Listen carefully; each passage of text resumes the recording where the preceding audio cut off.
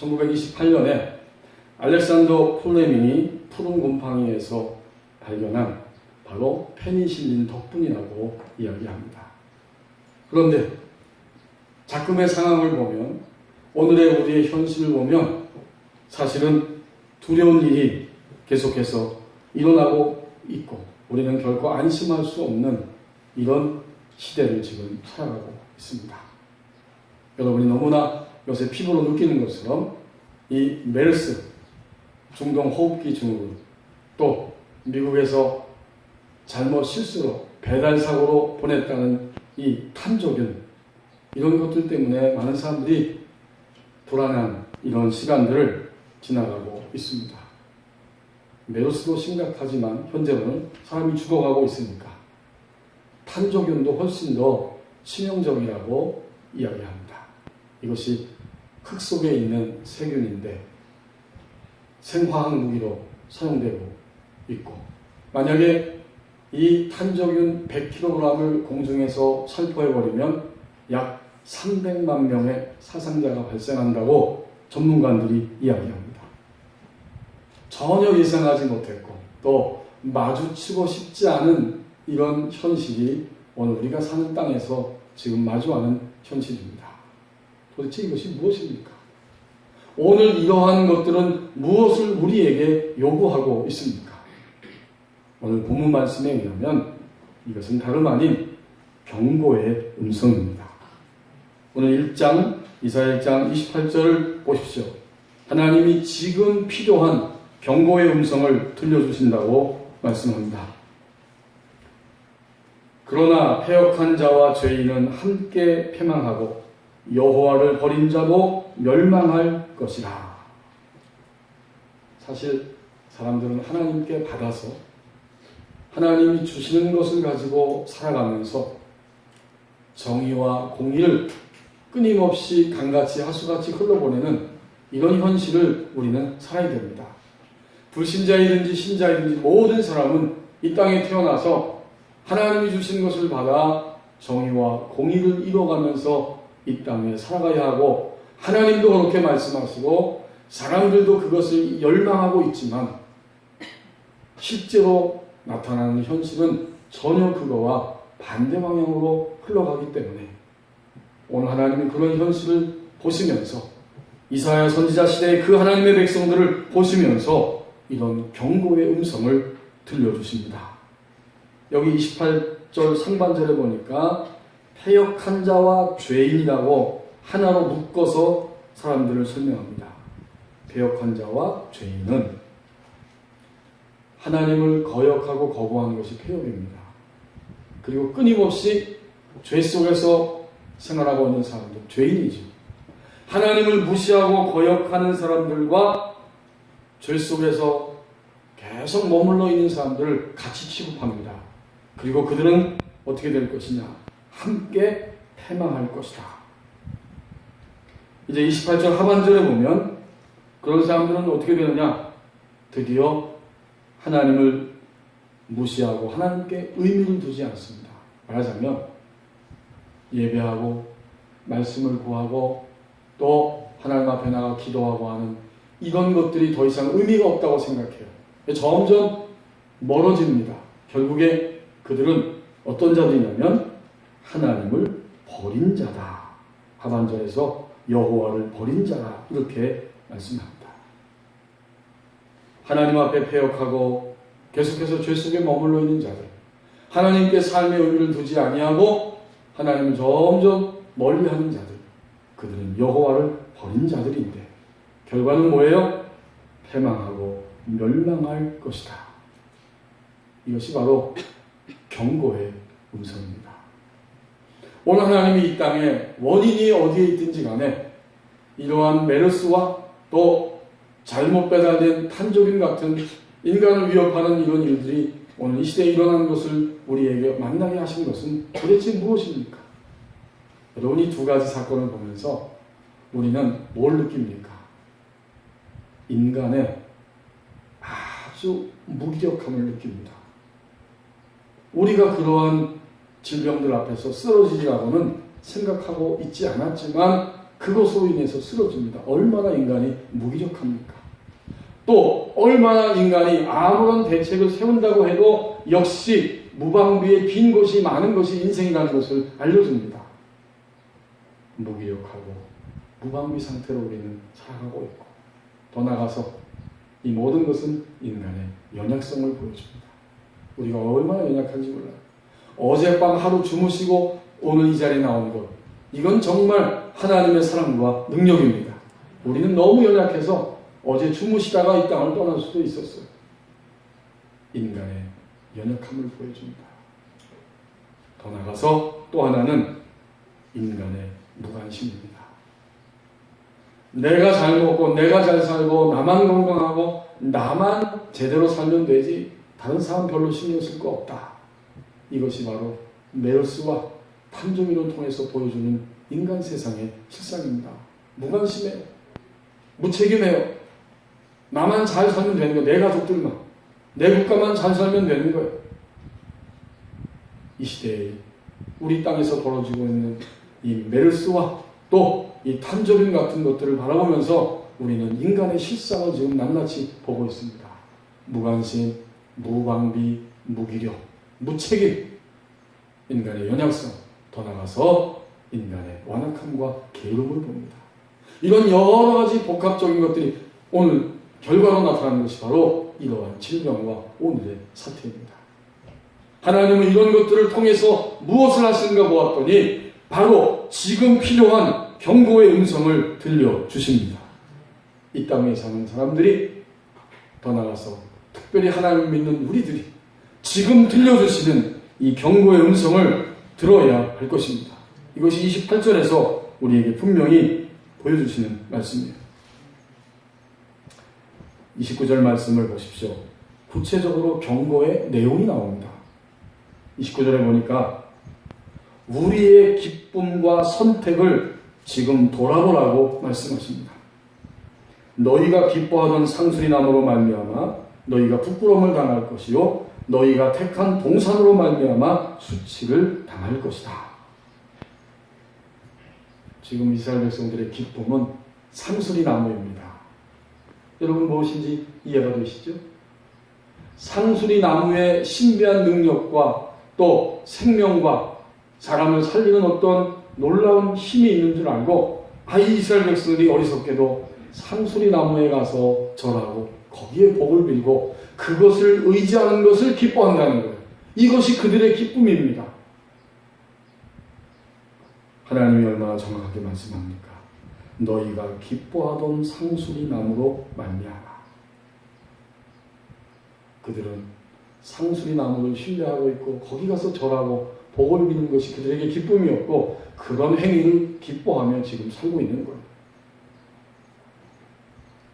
올 초에 한 2달 전인가요? 우리 교회 전상순 집사님이 이강희 장로님을 통해서 저한테 예배를 해달라고 부탁을 하시더라고요. 무슨 내용인가 봤더니 그 사신 집 그 뒤쪽으로 동산이 있는데 거기 땅을 사셨고 근데 거기 옛날부터 내려오는 큰 나무가 있습니다. 그 나무를 가족들과 또 동네 사람 몇 명이 합세해서 나무를 베기로 했다는 거예요. 날짜를 잡은 거예요. 근데 가만히 보니까 그 나무에 이상한 기운이 있다는 생각이 들어서 나무를 베다가 다치거나 죽으면 어떡하나 이런 생각이 드신 거예요. 그래서 와서 예배를 해달라고. 제가 그 말씀을 듣고 이제 시간을 정해서 전도사님하고 이강희 장로님하고 저하고 가서 예배를 했습니다. 그 가정에 가서 이제 예배하려고 들어가 보니까 집사님 가족만 있는 줄 알았더니 가족뿐만 아니라 친척들도 여러 명이 함께 왔어요.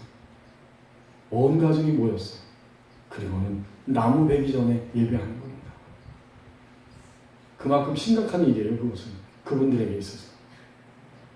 그게 막 예배를 잘 드렸어요. 그리고 끝나는 것이 아닙니다. 어떻게 하면 좋을까요? 예배 여기서 드렸고 그 다음에는 대문을 나와서 뒷동산으로 올라갔습니다. 그리고 도대체 그 나무가 어떤 나무냐 하고 올라가 봤더니 큰 나무가 있습니다. 그리고 그 나무 앞에 섰어요. 거기서 진정으로 이 나무, 이것은 나무에 불과하지만 오랜 시간을 사람들이 이 나무 앞에 절하고 이 나무에 무슨 복이 있는 줄 알고 이 나무에 무슨 신비한 능력이 있는 줄 알고 거기에 절을 하기 시작했고 오랜 세월 그렇게 지나왔던 나무입니다. 그리고요, 사실은 사람들은 어리석어서 모르지만 악한 영은 사람들이 하나님 외에 다른 곳에 신비한 힘을 구하고 능력을 구하고 우상시하면 악한 영은 사단은 가장 좋아하면서 그 나무를 통해서 그 물건을 통해서 끊임없이 사람들을 속이고 유혹하고 공격합니다. 사실상 그것이 맞는 거예요. 그러므로 그 앞에 가서 기도했습니다. 예수 그리스도의 이름으로 선포하고 명령했습니다. 만약 이 나무에 사람들이 절하고 신비한 힘을 구하고 우상 숭배하고 여기에 힘을 실어주기 때문에 악한 영이 더 강화되어 있다면 나사렛 예수 그리스도의 이름으로 이 나무에 있는 악한 영은 떠나갈지어다. 그리고 사람들이 이것을 제거할 때에 어떤 사람도 상하거나 다치게 하지 말지어다. 그렇게 선포하고 기도하고 내려왔어요.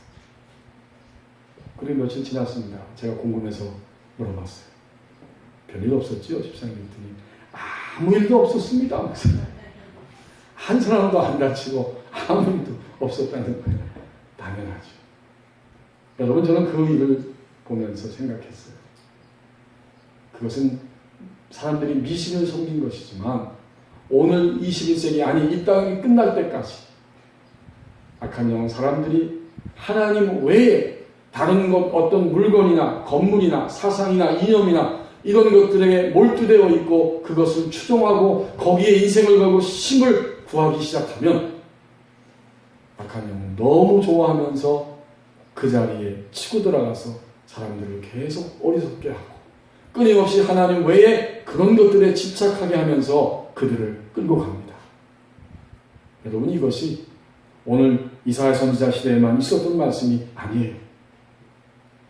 오늘 29절에 보면 하나님이 너희가 기뻐하던 상수리 나무가 있었다. 너희가 거기에 가서 절하고 복을 구하고 힘을 구하면서 기뻐하고 있구나. 21세기 오늘도 많은 사람들은 상수리 나무가 아닌 여러 나무, 그 외에도 건물, 지식, 물건 이런 것들에 자신의 인생을 걸고 추구하고 거기에 복을 구하며 쫓아갑니다. 그것이 그들에게 기쁨입니다. 하나님이 그래서 분명히 경고의 내용으로 말씀하고 계십니다. 오늘 너희들이 기뻐하는 대상이 무엇인지 그것을 돌아봐야 할 것이다.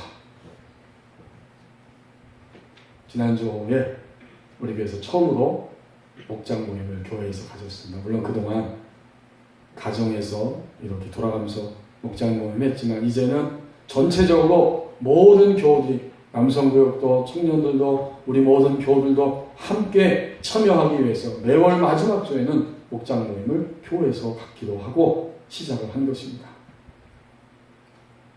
제가 이렇게 돌아보니까 교회에서 목장 모임을 가진 목장도 여러 목장이 있고 어떤 목장은 저 바깥으로 나가서 제3의 장소에서 모임을 가졌습니다. 그 모든 목장 모임을 다 진행하고 난 다음에 여러 가지 말들이 흘러나왔는데 대부분 많은 분들이 이 모임이 너무나 기쁘고 감사했습니다. 이런 말들이 흘러나왔어요. 너무 은혜가 되고 그 모임을 통해서 내 자신의 속에 있었던 그런 부끄러운 것들도 고백할 수 있고 또 함께 상대방의 간증과 고백을 들으며 말씀을 통해서 자신의 삶을 비춰보고 같이 기도하는 그 시간, 거기에 하나님의 임재가 있고 하나님의 치유가 있고 하나님의 역사가 일어납니다. 이런 것들을 경험하면서 은혜롭고 기쁘고 감사했다고 하는 고백들이 흘러나왔습니다. 여러분, 사실 보세요. 우리가 일주일에 한 번 얼굴 교회에서 만나지만 우리 안에 있는 깊은 고민과 기도 제목들을 함께 나누고 쏟아놓는 그런 장이 너무나 적고 없습니다. 그러다 보면 우리는 계속 얼굴은 보지만 피상적으로 그냥 하나님을 믿고 하나님 교회 안에 성도라고 바라보고 그리고 지나가고 말아요. 목장교회는 시대의 유행이 아니라 성경이 말하고 있는 교회의 본질적인 모습입니다. 주일날 대그룹으로 모여서 하나님을 예배하고 주중에 소그룹으로 함께 모여 말씀을 통해 하나님이 강단을 통해 주신 말씀으로 자신을 비춰보고 서로의 삶을 나누고 기도하고 하나님이 그 목장을 통해서 하시고자 하는 일들을 감당하면서 대그룹의 교회와 소그룹의 교회로 교회의 본래적인 모습을 회복하는 것, 이것이 정말 우리에게 중요하고 이 모든 것들이 다 우리 그리스도인들에게 진정한 기쁨입니다. 만약 우리가 하나님을 믿는 성도들과 함께 하나님을 예배하고 서로의 삶을 나누고 기도 제목을 나눌 수 없다면 어디 가서 그런 것들을 쏟아놓겠습니까? 그리스도인의 기쁨이 어디에 있는가? 하나님을 예배하고 함께 모여 말씀으로 삶을 나누고 교제하며 떡을 떼며 또 기도 제목을 나누고 불신자들을 생각하며 전도대사전자를 바라보고 함께 위하여 기도할 때 하나님은 그곳이 교회이기 때문에 그 모임이 주님의 이름으로 모인 곳이기 때문에 반드시 응답해 주십니다. 바로 그런 경험을 통해서 그리스도인은 기쁨을 얻고 누릴 수 있습니다. 이것이 그리스도인의 기쁨이에요. 여러분, 우리는 오늘 어디에서 누구에게서 무엇을 통해서 기쁨을 얻고 또 기뻐한다고 생각하고 행동하고 있습니까? 오늘 하나님이 이것을 돌아보라고 말씀하는 거예요. 이제 29절 하반절에 보면 결국 우리의 기쁨은 우리의 선택에서 왔다고 말씀합니다. 29절 하반절, 너희가 택한 동산으로 말미암아 수치를 당할 것이다. 그렇군요. 상수리 나무를 기쁨의 대상으로 여기는 것, 하나님 백성의 선택이었어요. 상수리 나무, 나무 숭배 의식, 그리고 또 하나는 동산 숭배 의식. 너희가 택한 동산으로 말미암아, 그렇죠. 그 동산을 선택했어요. 물론 이것은 같이 있는 거죠. 동산이 있고 동산에 나무가 있고 이런 것들을 선택하였고 그 선택을 기뻐하고 있습니다. 그들의 기쁨은 그들의 선택을 통해서 온 거예요. 오늘 이 자리에 오기까지 우리는 수없는 선택을 했습니다. 그 선택이 내게 유익이 될 거라. 그러한 선택이 내게 만족을 줄 것이라고 여기고 생각하며 끊임없이 선택했고 그 결과가 오늘 나의 모습, 우리의 모습입니다. 수리과에 속하는 그 대형 조류 가운데 솔개가 있습니다. 이 솔개는 알려진 바에 따르면 40년을 산다고 해요. 그런데 최고 어떤 새는, 어떤 솔개는 70년을 살 수 있다고 알려져 있습니다. 그러나 저절로 70년까지 사는 것이 아니라 아주 혹독한 훈련의 시간, 아주 중요하고도 결심하지 않으면 할 수 없는 그 선택을 통해서 70년을 살 수 있다고 이야기합니다. 보통 이 솔개가 태어나서 40년이 되면 그의 부리가 점점 노화돼서 사냥감을 낚아챌 수 없게 되고 또 그의 그 깃털이 점점 두꺼워지고 짙어지기 때문에 하늘을 날아가고자 할 때 점점 힘이 들어서 날아갈 수 없다고 합니다. 또 발톱도 점점 제고시를 하지 못하는 이런 상태가 찾아옵니다. 이것이 바로 솔개가 태어나서 40년 됐을 때 일어나는 현상이라고 해요. 이제 이러한 40년이 채워졌을 때 솔개는 선택의 기로에 서 있습니다. 그대로 기다리다가 죽을 것인가? 아니면 새로운 혹독한 약 반년의 과정을 통해서 내가 새로운 삶을 향해 나갈 것인가? 후자를 선택한 솔개는 먼저 높은 꼭대기, 그 산 꼭대기로 올라가서 둥지를 짓고 드디어 그는 작업을 시작합니다. 그의 부리를 바위에다 대고 끊임없이 부딪히고 부딪히면서 결국 부리를 빠지게 한다는 거예요. 그것은 굉장한 고통입니다. 부리가 완전히 빠지는 것도 고통이고, 부리가 빠진 다음에는 사냥을 못하기 때문에 먹지를 못하는 거예요. 사냥감이 없는 거예요. 그런 혹독한 시간을 지나면 드디어 새로운 부리가 새롭게 만들어집니다. 이제 부리가 새롭게 만들어지면 어떻게 하느냐 보았더니 그 날카로운 부리로 닳아서 쓸모없어져 버린 발톱을 하나씩 하나씩 생리를 뽑듯이 뽑아냅니다. 그 고통은 이루 말할 수 없죠. 발톱을 다 제거하고 나면 몇 개월 후에 새로운 발톱이 또다시 돋아납니다. 이제 마지막 하나는 그 부리를 가지고 깃털을 하나씩 하나씩 뽑아내는 작업이라고 합니다. 이렇게 해서 약 반년 정도가 지났을 때 드디어 이 솔개는 새로운 부리와 깃털, 새로운 발톱을 가지고 하늘 높이 비상하면서 나머지 30년의 시간을 살아갈 수 있습니다. 우리의 인생 가운데 노화가 찾아왔을 때, 더 이상 우리 힘으로 어떻게 해볼 수 없는 일들이 찾아왔을 때 우리는 그대로 앉아 죽음을 맞이할 것인지 아니면 새로운 선택을 할 것인지 전적으로 우리의 선택에 달려 있습니다. 솔개가 선택함으로 그는 40년 살 수도 있고, 혹독한 과정을 선택했을 때 드디어 그는 30년을 더하여 70년의 생애를 살아갈 수 있었습니다. 오늘 하나님이 분명히 말씀하십니다. 너희가 기뻐하는 상수리나무, 너희가 선택한 그 동산으로 인하여서 너희는 부끄러움을 당하고 수치를 당할 것이다.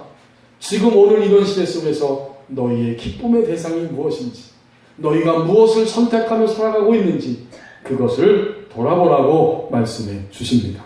이것이 구체적인 경고의 음성이에요. 30절 말씀을 보십시오. 언제나 우리 인생의 메마름의 근원은 영성의 고갈이라고 말씀하십니다. 너희는 잎사귀 마른 상수리나무 같을 것이요 물 없는 동산 같으리니. 잎사귀가 바싹 말랐습니다. 상수리나무가. 또 그 동산에 물이 한 방울도 없습니다. 얼마나 메마르게 된 것입니까? 오늘의 이 시대가 너도 나도 할 것 없이 너무 메마릅니다. 지구촌의 곳곳을 보아 우리 대한민국 땅 오늘 여러분 한 주간 동안 보셨죠? 조금 전에 교회 오면서 뉴스 들었는데 또 한 사람이 이 메르스 때문에 결국 사망했다고 하는 뉴스를 들었습니다. 삶이 혹독하고 불안하고 메마름이 있는 이러한 시대를 우리가 살아갑니다. 제가 대학교 2학년 때 기독교 윤리라고 하는 과목을 들었습니다. 그때 강의하신 분이 맹용길 교수라고 하는 분인데, 이분이 강의실에 들어올 때마다 그 교재를 준비해가지고 오시고 학생들과 똑같이 아주 꼼꼼하게 타이핑해가지고 꼼꼼하게 교재를 준비하는 교수님이 얼마나 성실하게 준비해가지고 오시는지. 그리고는 꼭 들고 오는 것이 있었는데 그게 바로 생수병에다가 물을 담아가지고, 생수병이 아니라 그때는 물병이었어요. 물병에다가 물을 가득 채워가지고 강의실에 들어옵니다. 그리고 강의 중간중간에 한 모금, 두 모금 마십니다. 80년대만 해도 여러분 그게 별로 그렇게 중요하게 생각하지 않았죠. 지금은 어떻습니까? 그분은 훨씬 오래전에 물이 인간에게 있어서 얼마나 강력한 영향력을 미치는지 그것을 이미 알고 계셨고, 그래서 물을 통해서 건강을 유지하기 위해서 그 물을 끊임없이 마셨던 그러한 교수님이었습니다. 우리가 오늘 하루만 물을 마시지 않아도 갑갑해서 견딜 수 없을 것입니다. 메말라서 힘들 것입니다. 오늘 하나님이 이사야 선지자를 통해서 하나님 백성들의 현실을 말씀하기를 잎사귀 많은 상수리 나무 같고 물 한 방울 없는 동산 같을 것이다. 여러분 어떠셨어요? 한 주간 동안 여러분의 마음은 어떤 상태에 있었습니까? 물이 얼마나 인간에게 필수적이고 소중한 것입니까? 마찬가지입니다. 오늘의 이 모든 질병들, 위협들, 상황들, 이것의 원인은 많은 것들이 있습니다. 뭐 이 사람 때문에, 저 사람 때문에, 정치 때문에, 공무원 때문에, 누구 때문에 그것을 다 말할 수 있지만 그리스도인들은 그 단계에 머물러 있는 것이 아니라 모든 인생의 메마름의 근원은 언제나 영성의 고갈입니다. 영성이 뭐예요? 쉽게 말해 보십시다. 우리의 이런 메마름이 나의 육체적인 결함, 정신적인 결함에 있는 것이 아니라 바로 우리의 영적인 상태에 있다고 깨닫는 것이 영성입니다. 그리고 그 영성의 고갈은 곧 하나님의 사랑이 끊임없이 내 안에 흘러가고 있는가, 우리 안에 하나님의 사랑이 느껴지고 하나님의 사랑이 부딪히고 그것이 내 심장에 계속해서 흘러가고 있음을 확인하고 있습니까? 그것이 없을 때의 영성의 고갈입니다. 상황은 항상 가변적이잖아요. 좋기도 하고 나쁘기도 하고 화나기도 하고 밉기도 하고 괴롭기도 합니다. 그러나 하나님의 사랑이 우리 영 안에 끊임없이 흘러가면서 부딪힐 때 우리는 결코 고갈되지 않는, 메마르지 않는 인생을 살아갈 수 있습니다. 그래서 말씀합니다. 언제나 메마름의 근원은 영성의 고갈이다. 하나님의 사랑을 느끼면 모든 것을 다 감당하고도 남음이 있습니다. 하나님의 사랑이 우리 영 안에 흘러가면 어떻게 되느냐? 이제 내 안에만 머물러 있는 것이 아니고 드디어 그것을 사람들에게 계속해서 흘러보냅니다. 특별히 우리 그리스도인들, 한국의 그리스도인들은 항상 자기 안에만 가지고 있으려고 합니다. 이것은 불건전한, 불완전한 영성이에요. 하나님의 사랑이 내 안에 흘러들어온 사람은 반드시 그것을 가족에게, 가까운 사람에게, 내가 알고 있는 모든 사람들에게 자연스럽게 그것을 흘러보내기 시작합니다. 이것이 균형입니다. 영성은 그런 거로 산속에 들어가 있는 게 영성이 아니에요. 산속에 들어가서 하나님을 대면하고 반드시 어디로 와야 되죠? 삶의 현장으로 나와야 합니다. 내가 사는 가정 안에서 청소하면서, 식사를 준비하면서, 직장생활하면서, 가족과 얼굴을 대면하면서 거기서 우리는 피차에 하나님의 사랑을 느끼고 체험하고 흘러보내는 이건 은혜 가운데 살아갑니다. 이것이 메마르지 않는, 영성이 고갈되지 않는 자의 정상적인 모습이에요. 이 땅에 인간으로 오신 예수님은 이 두 가지 균형 잡힌 모습을 언제나 우리에게 보여주셨습니다. 여러 말씀 가운데 마가복음 1장 35절에 보니까 새벽이 아직도 밝기 전에 예수께서 일어나 나가 한적한 곳으로 가사 거기서 기도하시더니, 너무나 유명한 말씀이죠. 인간 예수님은 이해하기 전에, 프로그램 하기 전에 먼저 하나님의 사랑을 확인하고 하나님의 사랑을 기대하고 간구하고 하나님의 24시간 흘러넘치는 그 사랑 안에 자신이 먼저 들어갑니다. 그때 그 영 안에서, 심령 안에서 하나님의 사랑이 솟아나는 것을 느낍니다. 그리고는 어떻게 해요? 이제는 벌떡 일어나셔서 삶을 향해, 생활을 향해, 직장을 향해, 일터를 향해 걸어가십니다. 그런데 예수님은 병자들을 고치시고 귀신들을 쫓아내시고 사람들에게 천국 복음을 증거하시고 가르치시면서 항상 하나님의 사랑이 흘러 넘치는 생애를 살아가셨습니다. 여러분, 영성은 바로 이런 것입니다. 어렵게 단어를 생각할 필요가 하나 없어요. 하나님의 사랑이 하루하루 내게 느껴지고 내 영 안에 흘러가고 있는가? 그렇다면 이것은 50%입니다. 나머지 50%는 내 안에 있는 이 사랑이 바깥을 향해, 사람들을 향해 흘러가고 있습니까? 이 두 가지가 다 균형 있게 나타나야 돼요. 오늘 주님이 우리에게 분명히 묻고 계십니다. 너희에게 어떤 부분에 있어서 균형이 깨졌느냐? 월요일부터 토요일까지 살면서 하나님의 변함없는 그 깊은 사랑이, 그 감격적인 사랑이 너의 영 안에서 느껴져서 너의 기분 나쁜 감정과 너의 두려운 마음과 너의 분노와 너의 욕망에 시달리지 아니하고 그런 모든 것들을 다 제압하고 하나님의 사랑 안에서 기뻐하고 감사하면서 살 수 있었느냐? 어떤 것도 인간의 세상에서 일어나는 어떤 것도 하나님의 사랑보다 강한 것이 없고 위대한 것이 없고 진리적이고 생명적인 것은 아무것도 없습니다. 우리가 그것을 알고 살아가는 거예요. 그것을 알고 사는 것이 살아있는 그리스도인의 삶입니다. 이제 그렇게 알고 깨달았다면, 경험했다면 흘러보냈느냐? 남편에게, 아내에게, 자녀들에게, 직장 동료에게, 함께 하나님을 섬기는 우리 성도들에게 하나님의 사랑으로 말하고 하나님의 사랑으로 기대해주고 믿어주고 그들을 도우며 살아왔느냐? 언제나 메마름의 근원은 이것입니다. 탐욕 때문에, 메르스 때문에 우리가 못 살겠다고 합니다. 영성이 고갈될 때 우리 그리스도인들은 메마릅니다. 오늘 하나님 분명히 말씀하십니다. 언제나 메마름의 근원은 영성의 고갈이다. 이제 마지막 절을 함께 보십시다.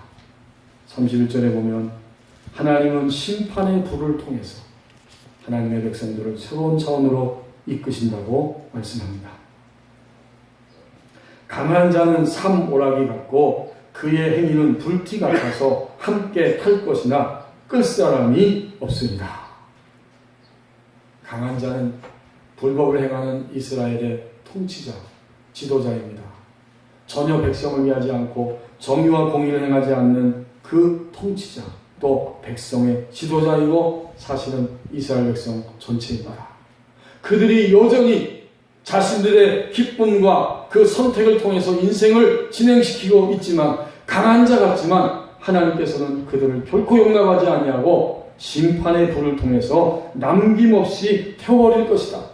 인간이 아무리 막으려고 해도 인간의 힘으로는 끌 사람이 없으리라. 이건 뭘까요? 당연히 잠시 후에 하나님께서 바벨론의 군대를 통해 하나님의 백성들을 심판하실 것을 말씀하는 것입니다.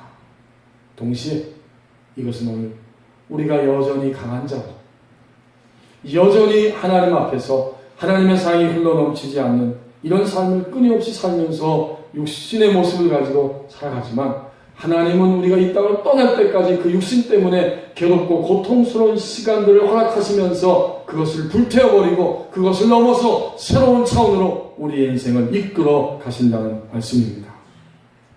사실 여러분,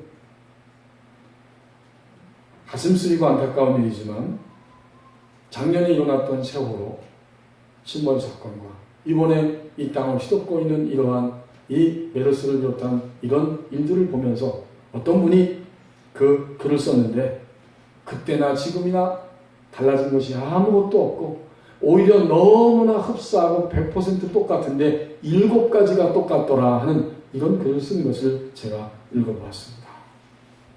그러나 이것은 절망만이 아니라 희망입니다. 왜 그럴까요?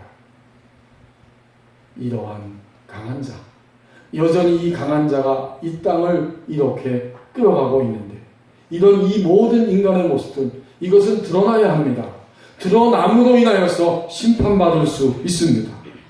사람들이 실망하고 고통을 당하고 있지만 이것이 드러남으로 인하여서 새로운 차원의 삶을 향해 갈 수가 있습니다. 그렇다면 그리스도인들은 무엇입니까? 이런 여러 가지 일들을 통해서 내가 얼마나 하나님 앞에 여전히 육신적으로 강한 모습을 가지고 있는지 자신의 모습이 드러나는 것을 보아야 합니다. 이것이 드러남으로 인해서 하나님의 불같은 심판을 통해서 심판을 받고 이제는 하나님이 말씀하시는 새로운 그 삶을 향해 나갈 수가 있습니다. 드러남은 기회요 축복입니다. 오늘 우리 이 땅의 현실을 보면서 절망으로 부정적으로만 생각할 것이 아니라 이 드러남이 하나님 앞에서 새로운 차원으로 가는 기회라고 우리는 분명히 깨닫고 믿어야 할 것입니다. 달라스 윌라드라고 하는 영성가가 이렇게 말했습니다. 하나님을 아는 지식은 신앙인을 포함해 대다수 인간을 몰아가는 자만심과 미친 듯이 바쁜 삶을 점차 몰아낸다. 이제 2015년 전반기가 거의 흘러갔습니다. 하나님이 우리에게 허락하신 남은 시간을 향해 우리는 나머지 후반기를 가야 하는 이런 시점에 지금 서 있습니다. 그리고 오늘 이 시점에 많은 고통과 아픔과 또 힘든 것들이 우리의 삶을 둘러싸고 있습니다. 그래서 주님은 말씀하십니다. 지금 내가 너희가 사는 이 땅의 이 현실 가운데 필요한 경고의 음성을 들려주고 있노라. 이제 우리는 분명히 깨닫습니다. 내가 기뻐하는 대상, 또 내가 그렇게 기뻐하면서 선택하는 대상이 무엇인지를 돌아봐야 합니다. 여전히 모든 메마름의 근원은 영성의 고갈입니다. 하나님의 불같은 심판을 통해서 우리의 모든 육신이 드러나고 그것을 처리하고 새로운 차원을 향해 나가는 축복의 시간이 되어야 할 것입니다. 기도하겠습니다. 하나님, 2015년 어느덧 전반기 6월이 흘러가고 있고 이 시점에 오늘 이 땅의 현실은 너무나 쓰리고 아프고 답답합니다. 또 우리의 삶 속에도 여러 가지 고통스러운 일들이 일어나고 있습니다. 이제 그리스도인들은 지금 필요한 경고의 음성을 하나님 들려주시는 그 음성을 듣게 하여 주옵소서. 너희의 기쁨의 대상과 선택의 대상이 무엇인지를 돌아보라고 하신 음성이 온전히 우리 가운데 들려지게 하여 주옵소서. 이제 우리는 메마름의 근원이 무엇인지를 다시 한번 진정으로 깨닫고 영성의 고갈임을 알고 거기서 벗어나 하나님을 향해 일어서게 하여 주옵소서. 불같은 심판을 통해 모든 강한 자들은 다 깨어지고 부서지게 하시고 여전히 우리를 붙잡고 있는 이 강한 육신의 모습들은 다 끊어지게 하여 주옵소서. 이 모든 말씀을 예수님의 이름으로 기도하옵나이다. 아멘.